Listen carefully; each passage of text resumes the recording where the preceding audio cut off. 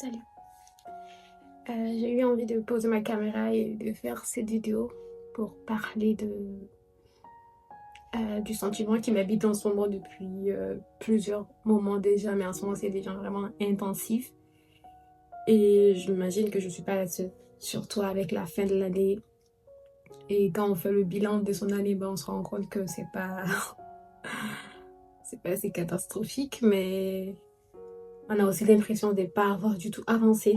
Et pourtant, on a tout fait correctement. On nous disait, ben, il suffisait d'avoir un plan, de rester discipliné sur son plan et de faire des actions qui vont dans ce sens-là. Et ça va fonctionner, je veux dire.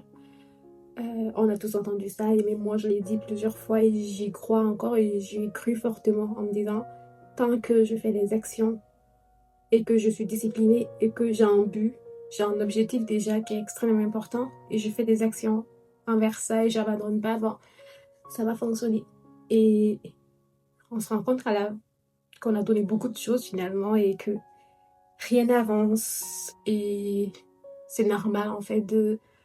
En tout cas, je pense que je fais cette vidéo aussi pour normaliser le fait de sentir cette émotion de j'avance pas comme je voudrais avancer. Et surtout avec la fin d'année aussi qui s'approche, ça devient plus violent. Et aussi avec les réseaux sociaux, avec la comparaison avec d'autres personnes qu'on voit qu'eux, ils avancent vraiment. On se dit, ben, pourquoi ça fonctionne pas chez nous? Donc ça reste difficile à vivre en fait. En tout cas pour moi personnellement, c'est extrêmement dur en ce moment de me dire, mais pourquoi quand je regarde mon année, j'ai pas l'impression d'avoir lâché ou de pas avoir été disciplinée là-dedans. Je veux dire, j'avais des ambitions, j'avais des objectifs, c'était très clair et je savais quoi faire. J'avais l'impression, j'ai quand même, c'est même pas l'impression, je sais que j'ai mis des actions en place. Je sais que je me suis battue du mieux que je peux là-dedans et que j'en suis là aujourd'hui, mais que c'est pas vraiment ça que je voulais. Je voulais pas ressentir ces sentiments que je ressens aujourd'hui. Et c'est un peu triste d'en venir à là. Donc, j'essaie de penser à comment relativiser, relativiser, je sais plus trop c'est quoi le mot là. Mais je sais qu'il y a un truc qui m'avait beaucoup aidé à un moment où j'avais aussi des idées très sombres à une époque. Et ça a été de prendre les choses en quoi je suis reconnaissant. C'est on a cette capacité quand même de prendre beaucoup de choses pour acquis parce que ben, elles sont là depuis très longtemps, elles font partie de nous. Donc on ressent plus de la joie de les avoir. On a l'impression que c'est acquis quoi.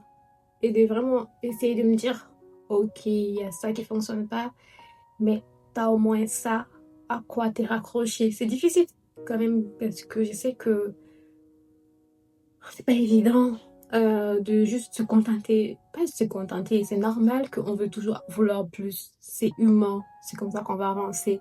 Moi, dans ma tête, c'était quand j'aurai mon visa pour le Canada, je vais être heureux, je vais m'épanouir, je vais réaliser tous mes objectifs. Et ben, je suis au Canada, ça fait 2 ans et j'ai d'autres objectifs et c'est normal. C'est sain, je trouve. Donc, c'est humain de vouloir avancer. Mais je pense que c'est aussi important de prendre conscience des petites choses qu'on a. Je me souviens la première fois que j'ai fait cet exercice-là, j'étais dégoûtée. Genre, j'étais en classe et je me disais, il n'y avait rien dans ma vie qui était cool, quoi.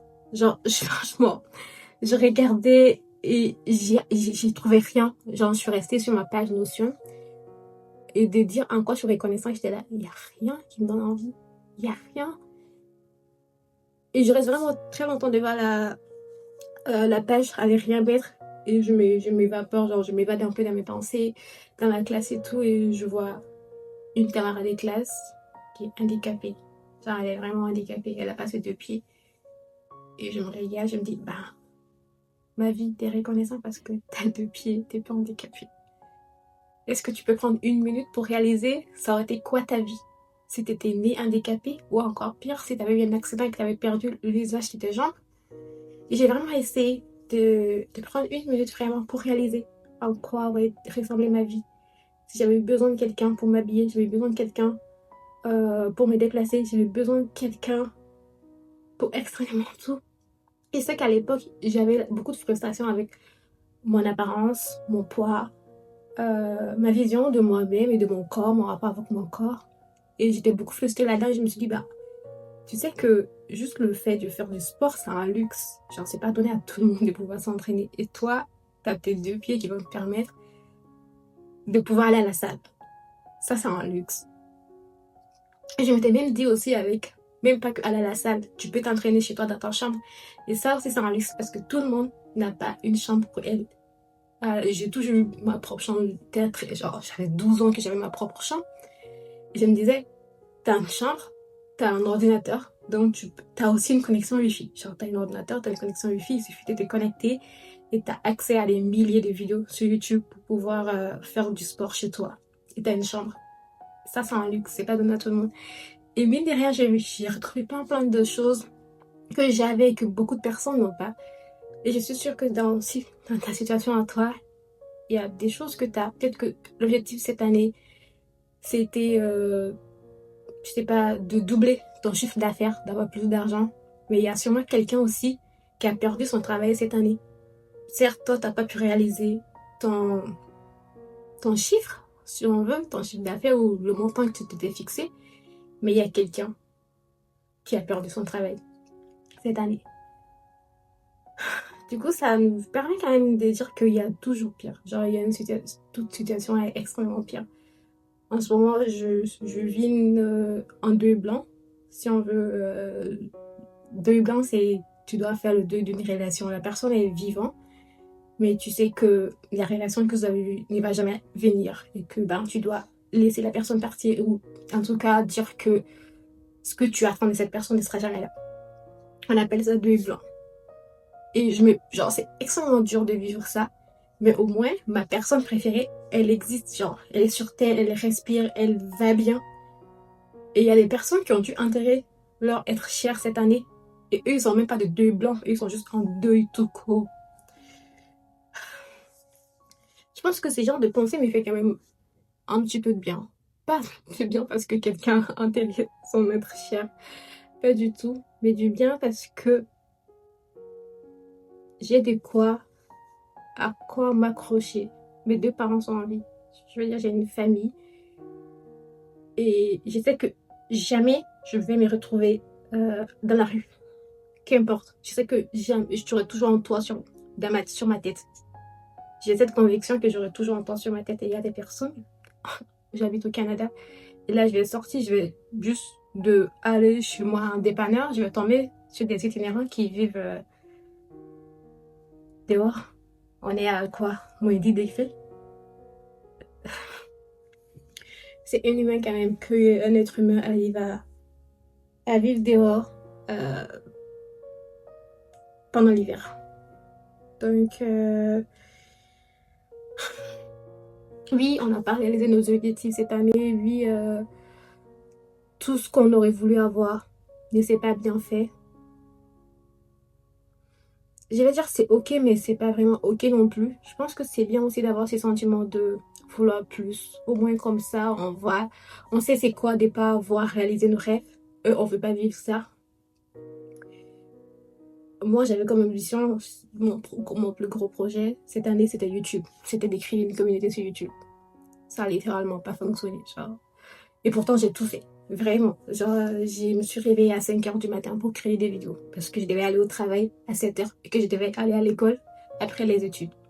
Et pourtant, ça m'empêchait pas de me réveiller à 5 h pour poster et créer des choses. Il m'est arrivé une fois où j'ai posté tous les jours. Et d'ailleurs, c'est ça que je fais en ce moment. Je suis en vacances et au lieu de profiter de mes vacances, parce que j'ai saigné cette année, j'ai vraiment saigné. C'est-à-dire étudier, travailler et essayer d'avoir une vie sociale dans un pays que tu connais personne et que j'habite toute seule. Genre, j'ai pas ma famille ici. Je suis arrivée ici toute seule. Donc, c'est pas évident. Et en plus de ça, je continue avec les stages le week-end. Du coup, je travaille littéralement lundi au dimanche parce que les week-ends, je vais au stage. Et j'avais besoin de ces week-ends pour me ressourcer et je me suis lancée encore dans ce défi de poster tous les jours. C'est génial parce que au moins, je suis contente de ma journée. J'ai l'impression d'avoir vécu des choses, d'avoir réalisé des choses. Donc, je m'en veux pas de pas avoir réalisé mon objectif d'avoir une communauté. Je suis même limite contente de moi parce que là, c'est ma 2e chaîne. J'ai déjà créé une ancienne chaîne et j'ai tout donné là-dessus. Et ça a été difficile de créer cette nouvelle chaîne-là, mais au moins j'arrive à me dire, ok, ça fonctionne pas. Peut-être l'audience n'est pas alignée avec ce que je veux proposer. Donc, ça a demandé beaucoup de courage de créer une nouvelle chaîne, mais c'était ça. C'était la bonne chose à faire, tu vois. Et je pense que c'est important de trouver la meilleure façon de s'adapter à son environnement si on veut, de regarder le plan et de regarder, ok, là ça va pas, là c'est pas très fort, qu'est-ce que je peux changer là-dedans? Je pense que c'est extrêmement important. J'avais comme objectif de devenir bilingue avant la fin de l'année. Non, je suis pas du tout bilingue. J'ai abandonné l'objectif et je suis fière de moi d'avoir pu le courage de lâcher l'affaire. Il y a eu un moment où j'aurais pas lâché l'affaire. Je suis obstinée. Je suis extrêmement obstinée. J'adore ça chez moi. Vraiment. Mais je suis contente d'avoir su me dire que c'est beaucoup trop. C'est-à-dire que j'avais 3 grands objectifs cette année. YouTube, faire du sport, perdre du poids, avoir une bonne alimentation et devenir bilingue. Sauf que j'ai l'école, j'ai le travail, je dois faire des activités sociales, j'habite toute seule, donc j'ai plein de choses qui vont s'ajouter. L'immigration, les relations amoureuses, si on veut. J'ai vécu un truc important cette année qui m'a sapé. Sapé vraiment, vraiment, vraiment. Je m'attendais pas à ça. Donc ça a été pas évident, mais je suis très fière de moi d'avoir dit ok, K, c'est beaucoup trop pour soi et je pense que l'anglais, on va remettre ça à plus tard. C'est pas un abandon, je vais le faire l'année prochaine, mais je suis contente parce qu'il y a eu une époque de ma vie où je suis obstinée tellement que je me réveillais, vraiment, j'ai passé une année comme ça, où je me réveillais, genre, déjà je dormais pas la nuit, c'est-à-dire que je me couchais à 6h du matin après le Fajr, je suis musulmane, j'ai pris le Fajr, et je me réveillais genre 11h midi, et j'ai travaillé jusqu'à 6h du matin. En ce moment, j'étais genre sur tous les fronts. Je voulais créer du contenu sur LinkedIn, sur Instagram, sur Facebook. Je n'avais pas beaucoup confiance en moi pour poster une vidéo sur YouTube. Donc j'étais Instagram, LinkedIn, Facebook, et du coup je postais différents contenus, et du coup j'ai créé ces contenus, j'ai créé des posts. Mon Dieu, c'était affreux. Comment j'ai pu me faire subir ça toute seule? Ma mère, elle n'en pouvait pas. À un moment donné, elle a compris que je ne dormais pas la nuit. Elle venait confisquer mon ordinateur. Et même quand elle confisquait mon ordinateur, je prenais mes notes sur bloc-notes. Je faisais mes idées. Quand le lendemain, je prenais mon ordinateur, je continuais à bosser. Et ça n'a pas fonctionné, mais j'étais obsédée. Je ne pouvais pas abandonner. Et aujourd'hui, avoir la capacité de dire non, c'est beaucoup trop. Je vais reporter mon apprentissage d'anglais. Je suis assez fière. Donc, c'est ça pour dire que quand j'allume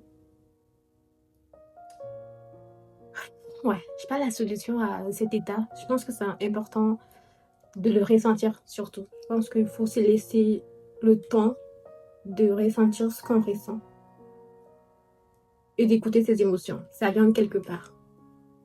Tu vois, si tu m'écoutes et que tu traverses ça en ce moment de oh, ça va pas très fort et j'avance pas et j'ai l'impression de tout faire bien et ça n'avance juste pas parce que il y a rien qui va, il y a rien qui me donne du positif. Je l'ai vécu. Genre, l'année 2021, ça a été très compliqué. Mentalement, émotionnellement, physiquement, j'étais à bout, à bout, à bout, à bout. Donc, je connais ces sentiments de vide intérieur. Je l'ai ressenti. Et je sais que j'ai gardé, je suis restée en vie uniquement à cause de ma religion. Mais vraiment. Donc, si jamais tu vis ça, je n'ai pas la solution pour toi parce que ça doit venir de toi.